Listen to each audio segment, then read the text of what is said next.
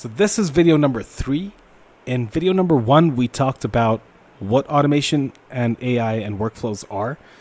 In video number 2, we talked about how to set up n8n to create workflows. And in this video, if you haven't checked out those videos, there's a link somewhere you can check it out. And in this video, we will talk about how to actually create a workflow. So this is the workflow that we've actually created. What it does is it takes data from when a customer fills out a form. The fields inside that form are name, email, and phone number. And then that data gets sent to HubSpot. Make sure you have HubSpot created. The reason that we're using HubSpot is it's free. And once you've created that account, you can, to create that account, basically just go to HubSpot.com, and it's going to be here somewhere. Since I'm already logged in, you don't see the sign up button. But when you go to HubSpot.com, you'll see a get started for free or sign up button. Just click on that, fill out their form, get started. You know what to do. And the next step after that is this node over here, which is basically us telling AI what we want it to do. What happens here is the customer fills out a form, the data gets logged onto our CRM. The LLM or AI step is going to write a response to the customer based on their requirement, and then it's going to go ahead and send them an email. Right? Let's get into it. Now let's actually build this workflow all over again.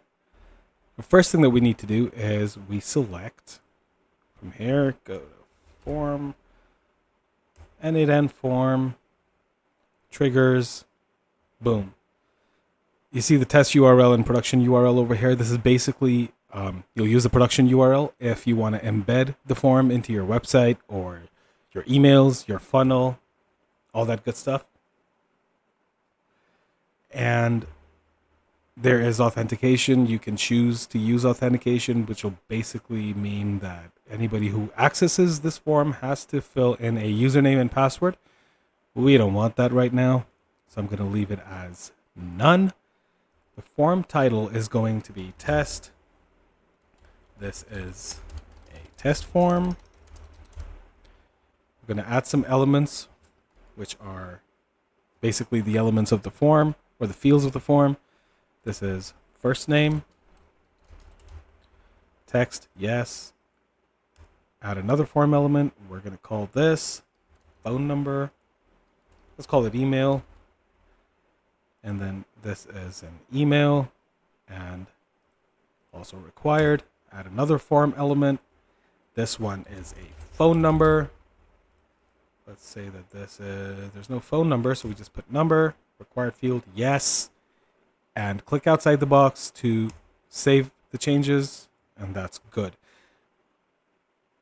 Now we add the next step, which is HubSpot. Search for HubSpot, and then click on create or update a contact. We already have credentials set up, but in order to set up credentials, you actually need a HubSpot account.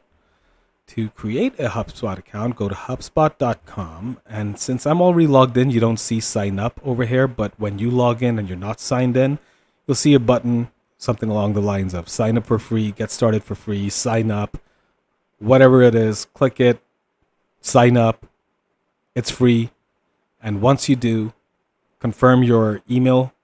They're going to send you an email, and once that's all done, you will need to connect HubSpot to your n8n. To do that, all you got to do is select create new credential, connect my account, okay, and it'll give you this little pop-up. You select your account over here. I'm not going to do that because I already have an account, and I will delete this. So I have HubSpot chosen, selected, contact, creator update, name. Ooh, now what do I put in over here? I have no input data from the previous step to actually give to HubSpot. So how do we fix that? Real easy. Go back to the canvas, delete the connection between the two. To run this node, to add data to it, we actually need to fill out a form. You can click on either execute step or you can click the play button. We'll click the play button.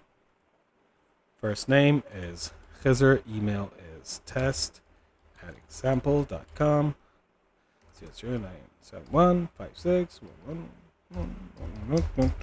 Test number, submit. I think one more field that we're going to add over here is what do you want? Basically telling us what the customer is looking for. Also required, execute step. It does that sometimes. So what we need to do is we need to go here and close all of these other forms and execute it again. Good golly gosh. Yes. So this is Khizr. Email is Khizr87. Why am I giving you my email? That's okay. What are you going to do? Test@example.com. Phone number is whatever. Really random. I want a beautiful room in a beautiful resort. I'm getting really creative, guys. Submit. And it's done. Now, when you double click this node, you'll see that there's actually data over here. And now when we connect these two nodes to each other and double click this, we see that we actually have stuff to pass over to HubSpot. So how do we do that? It's drag and drop. Email, where it's asking for the email, you look for the specific dynamic field which has email. So we're going to go ahead and drag and drop that. You'll see json.email over here that says email. Forget about it. Don't worry about it, right? This is just n8n's way of referencing the field from different nodes. So the next thing you want to do is add property. We're going to add first name,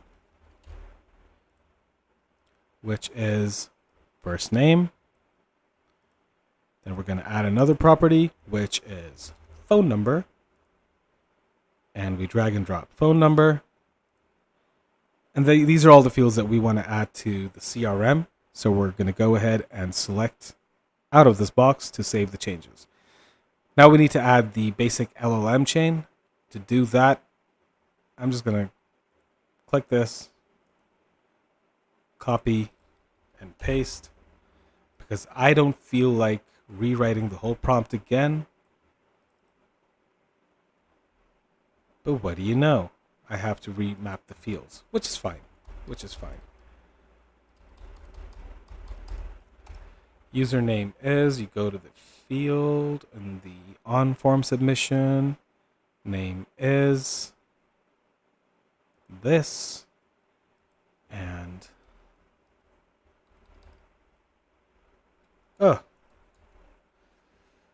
so much for not having to write it out again. Username, no, customer name is first name.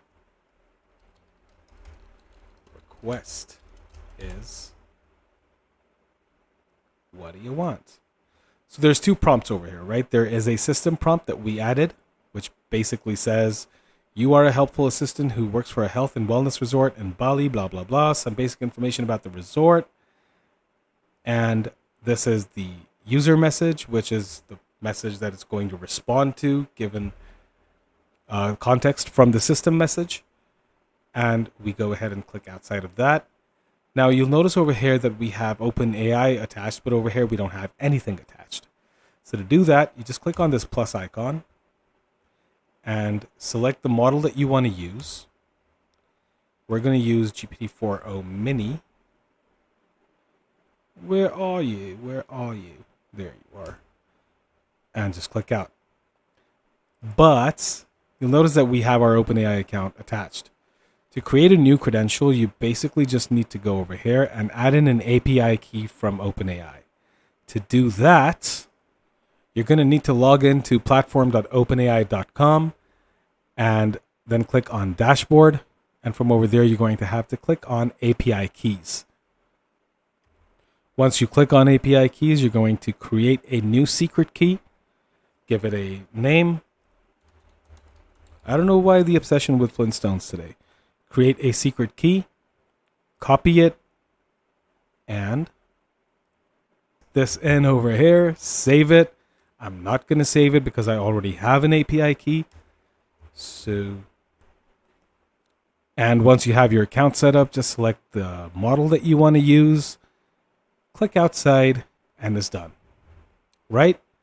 Now, the last step that we need to add to this workflow is the email. Send a message. To do that, just select Gmail. Go here. Send a message. And you're going to have to sign into your Gmail. Really easy. Just click on create a new credential. Sign in with Google.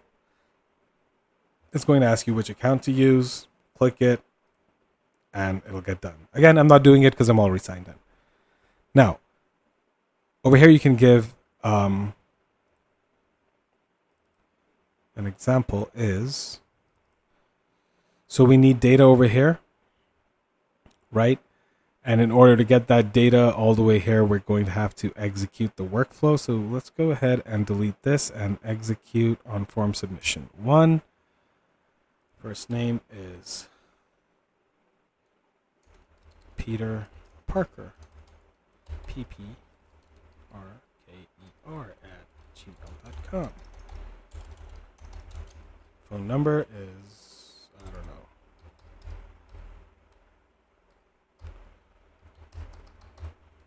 What do you want? Peace and quiet. Now that we've given it some data to work with, we go back into the Gmail node and just add in the to section, we need to put the email address that it's going to send the email to, which in this case is ppparker@gmail.com.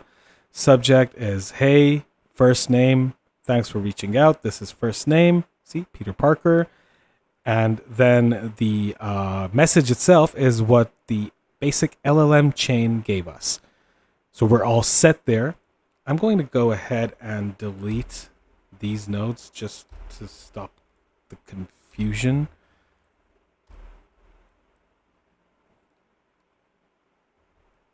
This is the only one we're using, okay? Let's add a sticky note over here so that you know exactly what it does. Make it bigger. That's what she said. I'm a note, not a note. Form submission to email. This workflow sends personalized emails to customers after they submit a form. Ta-da! You're done. That's it. That's all we needed to do. And congratulations. You've just built your first workflow. The workflow, what does it do? It takes a form submission, sends it automatically into your CRM, crafts out a contextually correct response to the inquiry from the customer, and then sends the customer an email. Bing, bang, boom. Normally, this would take hours, sometimes days. And by the time you reach out to the customer, they've already forgotten. You can add in other steps to this form, like if you're good with using tools like Vapi or Bland, you can send them a quick automated phone call that, hey, we received your request. We think this about your whatever. You can send them a calendar invite. You can send them a pre-recorded demo. The possibilities are really endless. And this is a very basic example of what automation and AI can do. That's it, folks, for this video. And I think for the series as well, I'm going to now start creating videos about creating different types of workflows and what they can be used to achieve. If you haven't subscribed, I'd really appreciate that you do. Hit that like button, and I'll see you in the next one.